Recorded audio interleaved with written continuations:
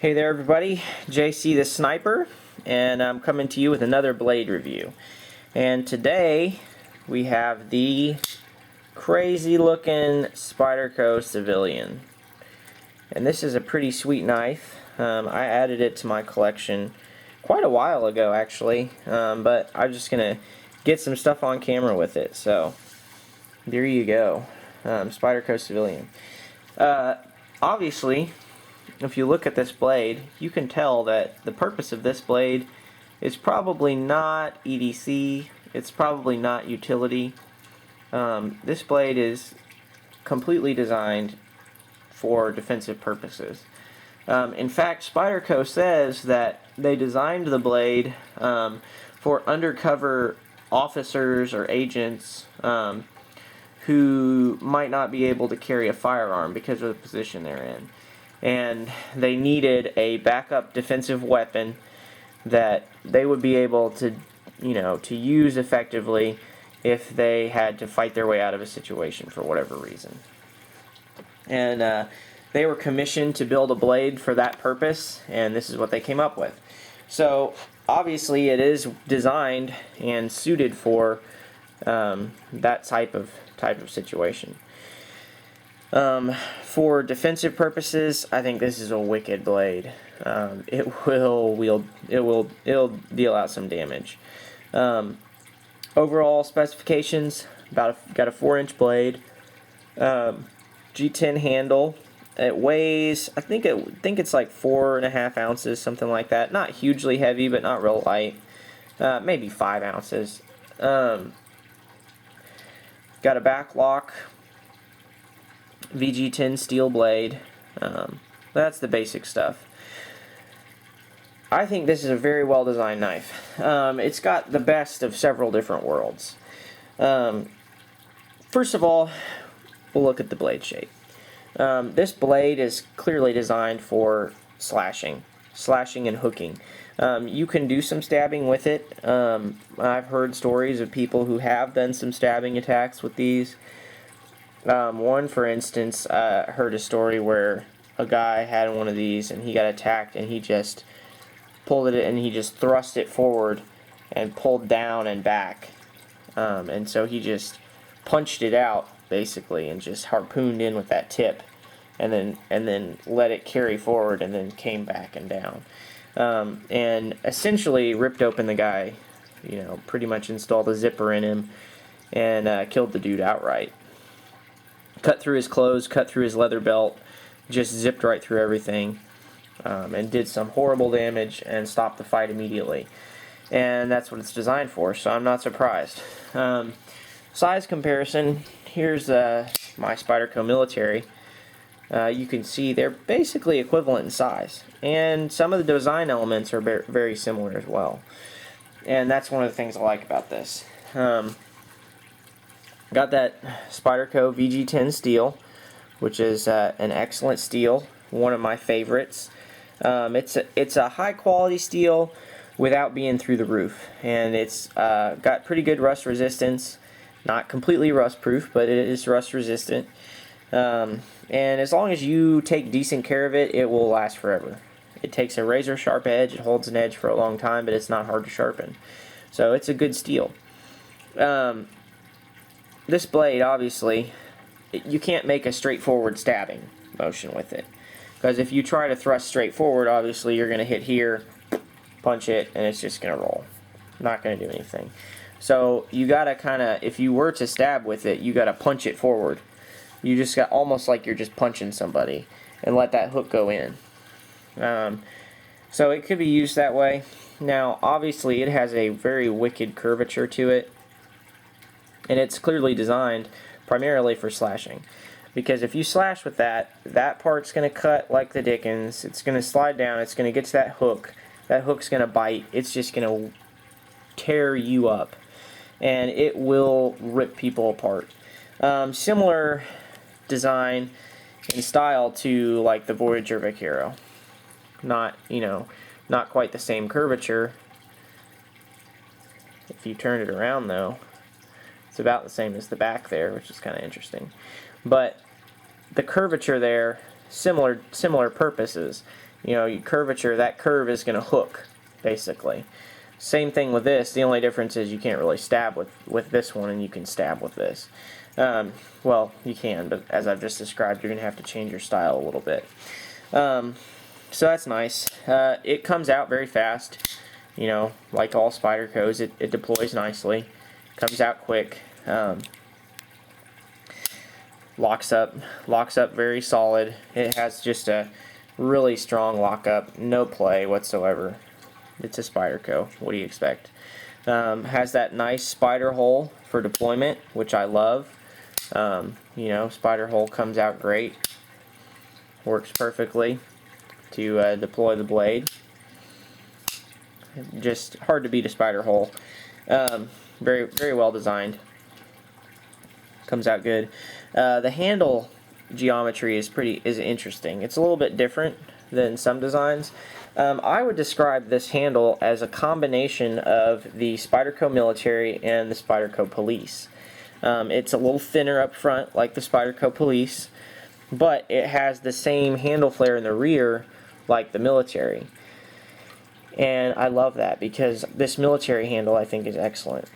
And I think that's great because it gives you that swell at the end that you can grip on when you're using it in any kind of swinging motion, or if you're, you know, anything that would cause you to slide back on it. It has that standard Spyderco hump here. It doesn't have the jimping, which I wish it did, because, you know, you can lock in on it a little bit, but it would be way better if they had included the standard jimping on there. I don't know why they didn't do that, but I think that was a miss to some degree on their part. I wish they would include it. But it's not there. Whatever. You can live without it. Also, it's a lockback. Now, obviously, the Spyderco Military is a liner lock. The Spyderco Police is a lockback. So another reason it's kind of a union between the Police and the Military in the handle. You got the rear and middle style handle of the Military, and you've got the front handle of the Police, plus the liner lock, or the lockback from the Police, excuse me. So that's pretty cool. It's got that detent cut, which I don't care about because I've never activated a lockback by squeezing the knife or gripping the knife. You'd have to be, I don't know how the hell you would do that.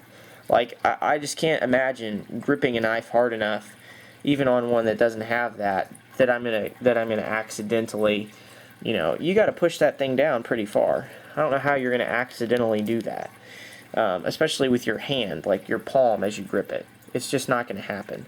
But they put that little detent dent in there. They think it, you know, helps you keep from accidentally activating it. Whatever. It doesn't bother me. Doesn't hurt, but I don't think it really helps. So anyway, there's that.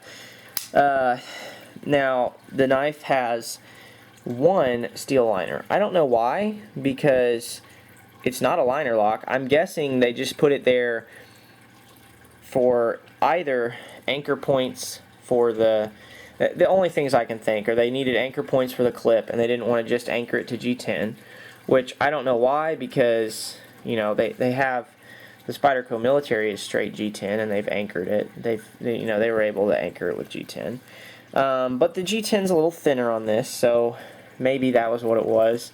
And the other thing is that maybe they just wanted to have some steel to drill into the pins for the back lock.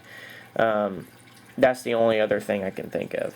I don't know why. Regardless, it has one steel liner, and one side is just straight G10. So, very strong. I mean, it makes for a strong knife because you got a steel liner in there. I don't really think you need it necessarily, but it's strong, it works, whatever. Screw construction, so you can take it apart if you need to. This is kind of a weird clip for Spyderco, the way it curves around there but doesn't finish. It's kind of like a little C. I don't know why it's designed that way, once again, but it is reversible. Now, this is different than a lot of Spyderco's knives in that it doesn't have a four-way positionable clip. It's only two-way positionable. So you are constrained to right hand, but you do get tip up or tip down. So maybe, like, you know, their Military is like that. You only get one side, but they make a left-hand version. So I don't know. I don't know if they do that with a Civilian or not, but you get one tip up or tip down, but not both hands with it. Clip is nice. It's curved with the knife a little bit, which is kind of interesting. Most of Spyderco's clips don't do that. Cold Steel does that a lot, but Spyderco usually doesn't, so that's kind of interesting. But the clip is nice. Now, as you can see, looking at it, I carry it in a tip down configuration. Now, if you've watched my videos any length of time, you know that I generally like tip up configuration. However, sometimes when I get a knife this big, I like to have it in a tip up configuration for a couple of reasons. Well, really only one reason. The reason being that when it's in tip down, or tip up rather, normally, you know, if it's a smaller knife, I can grip it and I can pop it open. Well, on this knife, if I grab it in my pocket, I'm probably grabbing it about here and pulling it out. Well, now I have to shuffle up the knife to get to the thumb hole and flip it out. Well, if it's this way, I can grip it by the spider hole when I pull it out. Or I can grip it right here and just rotate it into my palm. So I pull it and rotate it, and then I'm ready to deploy, rather than having to pull it and shuffle and then deploy. So I find that when the knife is this large, sometimes it's more expedient for me to pull it from my pocket, rotate it, and pop it out. Or if I'm really being crazy and I want to get tricky, I can pull it out by the spider hole and just whip it open that way and go into this mode. But I think that's a little bit more expedient than trying to pull it out this way and shuffle, get to the thumb hole. Now, the other reason I do it is because on the Spyderco Military, there is only tip up, or there is only tip down option. So on the Spyderco Military, I'm accustomed to doing that. I'm accustomed to pulling it out, flipping it, and flipping it open. So it basically, it works the same way. I'm just used to it with that, and it works well, because they're both, you know, they both index the same in that manner. So because of those reasons, I generally leave this one this way and just do it like that. I like it better than doing it the other direction. Your mileage may vary. You're welcome to change it. I don't care. Anyway, ergonomics are good. Like I said, you can do reverse grip, forward grip. Now, one thing in reverse grip, this is something that I believe they've have some training videos out where people are talking about how to use these, and this is one of the things they say is that you can hold this in a reverse grip and just hold it down in front of you and protect your body with it, and anyone who comes in to make a strike is just going to cut the crap out of themselves on this thing. So you can just kind of hold it up here in front of you, protect your arm with it, and it'll deal out some serious damage just if somebody swings at you. So that might be an effective way to use it. Anyway, I think this is an excellent option if you need a heavy-duty defensive tool. Perhaps if you're a cop and you need a backup defensive tool that you can just swing and you don't need a lot of training to use. Something that's going to deal out maximum damage with minimum effort and concentration and still lock in well. Very solid, very well built. It's a Spyderco. It's everything a Spyderco should be. JC the Sniper, signing off.